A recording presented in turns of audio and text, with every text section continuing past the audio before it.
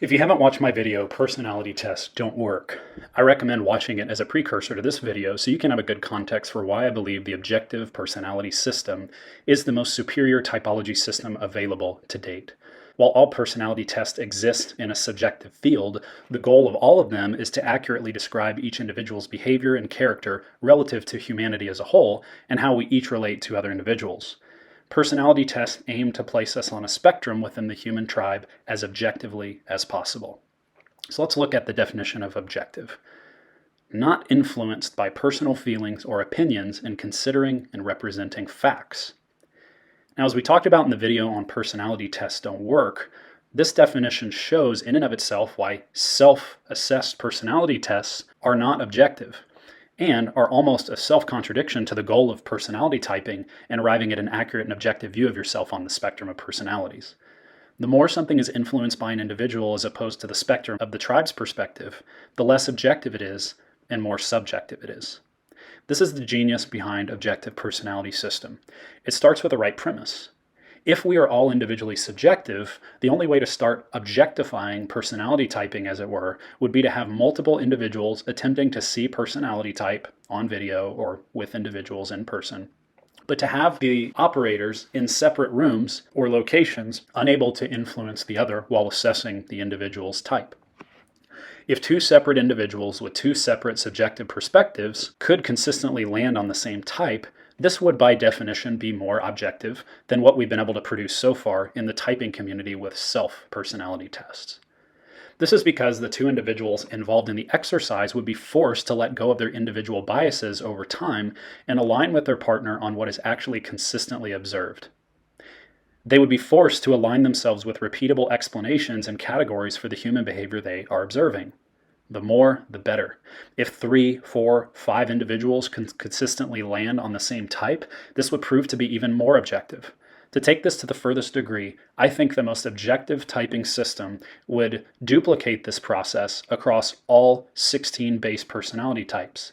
If all different supposed 16 types could agree apart from each other in a blind format that a person was a certain type with a high degree of consistency, this would inductively prove the math of the system worked and that each person of each personality type was defining their categories of human behavior in a similar way and then ascribing those traits to the person observed accurately.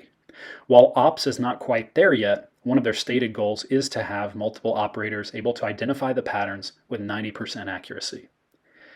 So with that context, what exactly is OPS and how does it work? Well, the objective personality system uses Myers-Briggs type format to some degree, but the focus is on the Jungian functions. Dave and Shan, who are the operators of objective personality system, watch video footage of clients in separate rooms and land on the same type with a very high degree of consistency. After typing thousands of individuals, Dave and Shan have narrowed down typology to 512 potential personalities, which they can both land on about 90% of the time. Some of their descriptions are drawn from Myers-Briggs letter terminology, but most from Jungian type format, and others they have created on their own as they've seen patterns in their research and come up with more functional application of typology categories. The blind partner approach has forced them to reorient the categories to be able to consistently land on similar types. In essence, it has refined typology to what actually works, boots on the ground, most objectively, hence the name. So with all that context, I'm going to give a quick run through of the different components of their typology system. Here are the various categories OPS uses to classify human personality. 8 cognitive functions. First, OPS uses Jung's 8 cognitive functions as a baseline. Each person prefers to observe the world through intuition or sensing and to make decisions through thinking or feeling. Each of these functions can be introverted or extroverted, resulting in 8 cognitive functions. There's plenty of information you can Google on these functions, so I'm not going to go through them in detail. This video assumes you have a general knowledge of typology, Myers-Briggs, and the Jungian functions. Since a person prefers one observer, extroverted intuition, extroverted sensing, introverted intuition, or introverted sensing, and one decider, extroverted thinking, extroverted feeling, introverted thinking, or introverted feeling. Conversely, they will have a resulting inverse weakness, and therefore each person will have 4 functions, 2 primary and 2 inferior. OPS refers to the top functions as saviors, since we tend to associate our top functions with the appropriate way to behave, move, and function in the world, and unconsciously project that on everyone around us.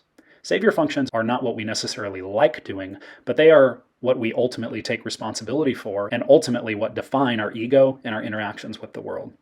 We are unconsciously addicted to our saviors and do them obsessively on autopilot without even realizing it. This is what Jung discovered in his work on the functions. Ops refers to our lower functions as demon functions, since we tend to blame others for them. These have been referred to as our unconscious functions because we don't see or realize how badly we're dropping the ball with them. These are what are causing the quote-unquote tidal waves in our lives and in the lives of those around us. It's true that we could call our saviors unconscious in a sense, and that we don't often realize how frequently we are doing them, but usually the demons are referred to as the unconscious functions in Jungian terminology. Again, the unconsciousness involved with both of our autopilot savior functions and discarding of our demon functions are why individual self-assessments of personality tend to be vain pursuits. Our first function aligns with our core human need and describes our greatest cognitive strength. However, it is also the inverse to what voids we are leaving in the world, creating our greatest problems.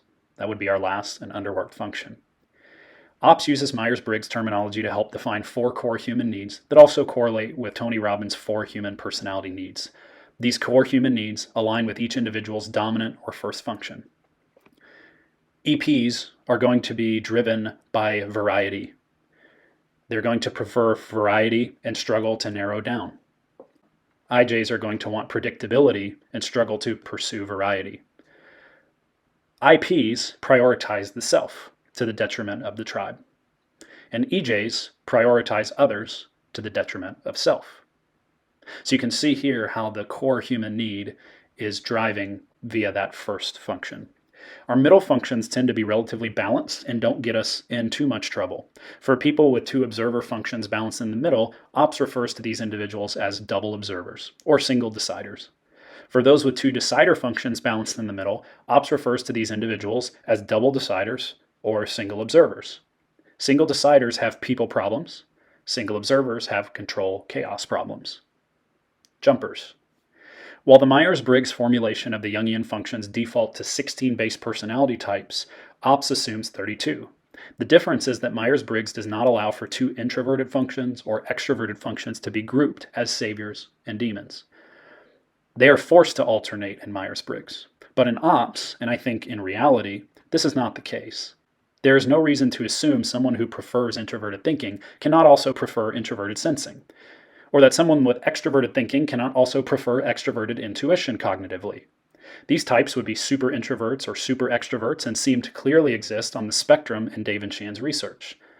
Dave and Shan call these jumper types. So if your TI and SI up top as saviors, you would be a jumper, meaning you would be an INTP jumper. Because in the standard Myers-Briggs formulation, an INTP would be TINE, but in a sense, the middle functions are flipped. Animals. Animals are 4 descriptions of how 2 functions work together to create a primal behavior in each of us and a tendency in our personality. Because we have 8 functions, there are 4 animals or descriptions of how each function combination works its way into our behavior. 2 introverted functions create sleep. 2 extroverted functions create play. An introverted decider and an extroverted observer create consume. And an extroverted decider with an introverted observer creates blast. Sleep is processing with self. It is an introverted animal. In sleep, first personalities process with self before they communicate with others. Play is processing with others. It is an extroverted animal, and play first personalities prefer to process on the fly with others. Consume is gathering information and updating your worldview. It is an introverted animal, and consume first personalities will consume info first and then teach. Blast operates on a teach first, learn later premise. Whatever your first 2 functions are determines your savior animal. So someone who has TI, SI first would be savior sleep. Notice there are 2 introverted and 2 extroverted animals. These are very high-level descriptions of the animals that we'll go into further detail on in future episodes, but they provide a basic idea of how sleep and play contrast and consume and blast contrast and form a spectrum of behavior. Just like the functions, we each have 2 savior animals and 2 demon animals in an order that describes our preferences. We take responsibility for 2 of the behaviors and demonize the other 2. Like the functions, the last animal is the one creating the biggest void in our life. We are often able to do our 3rd animal just fine when we're not under pressure. This is why Ops refers to this as our hobby animal. What is interesting about the animals as a deeper explanation of function operation and human interaction is they tend to more clearly align with what is actually introverted or extroverted in our human experience. Introversion versus extroversion usually has more to do with whether or not a person has two extroverted animals in their top three and less to do with their function stack. Two extroverted animals like play and blast would be the most extroverted individuals, while those with consume and sleep would be the most introverted individuals. You can see from these new formulations why traditional Myers-Briggs typology would mistype people based on these more clearly defined patterns. In many ways, the animals have created more clarity on the behavior and expression of the functions and more clearly defined what it means to be introverted or extroverted as a whole. Most importantly, they have been a critical part of the repeatable patterns Dave and Shan have incorporated into their system that has allowed them to more objectively and consistently identify observed human behaviors. Modalities. Another big discovery of ops that has brought a lot of clarity to typing individuals objectively is the sexual modalities. A modality is defined as the way something is expressed. And in ops, the modalities primarily refer to how we express our functions. More specifically, do we express them in a masculine or feminine way? A masculine expression will be pushy, while a feminine expression will be movable. We each have two functions that are masculine and two that are feminine. If we're expending energy to push on one function, we usually are willing to move on the inverse function or be moved. A person's modality is delineated by 1, describing whether or not they are masculine sensory, which will be represented by M, or F if they are feminine sensory. And secondly, whether or not they are masculine with the tribe, delineated by M if they're pushy on the tribe, and F if they're pushy on self and movable with others. These modalities also describe how a person learns. A double masculine personality would be a kinetic learner and would learn by getting their hands on things. FM personalities are visuals and learn by sight. MF are audio learners and learn by listening in most cases. And double feminines are testers and learn by testing things out. Again, there's much more to be said about modalities, but this gives a basic overview. There are masculine and feminine functions. So everybody has 2 masculine functions and 2 feminine functions. And they're opposites. Yep. And we get into this in our class and stuff, but like that, there is a lot of impact there of how that plays out with your sexual identity and your gender. And like, there's a lot of very interesting How you stuff connect and get along with others. Yeah. It's huge. Very as well as like how you look, your sexual attraction, like who you end up dating and stuff. And this is all stuff that we're tracking in our research. This isn't just like, yay. It's like, no, this is real stuff. Right. You're going to have 2 masculines, 2 feminines. They're going to be on a coin, obviously. Same kind of code pattern that the personality types are using. So if you have masculine TE, you're going to have feminine FI. Right. And if you have feminine TE, you're going to have masculine FI. etc. Right? Each type is delineated in the following format in ops: modalities, functions, then animals. For example, an ISTP with masculine sensory and feminine extroverted decider who is consume, sleep, blast, play would be delineated as such: MFTISECSBP. This is actually my objective type confirmed by Dave and Shan. So I hope this overview of ops was helpful in at least getting a basic sense of things. Again, this wasn't meant to be exhaustive, but to provide an overview that's a good reference point for my videos, since I'll speak of personality types using the objective personality system. Dave and Shan have plenty of free resources on YouTube where you can dig into each of these topics and learn more if you'd like. And I've linked some of their resources below in the description if you're interested in joining their class. If you are interested in learning more about your personality or just personalities in general, in my opinion, you're not going to find a better resource amongst the typology community. Thank you guys for watching. See you guys next time.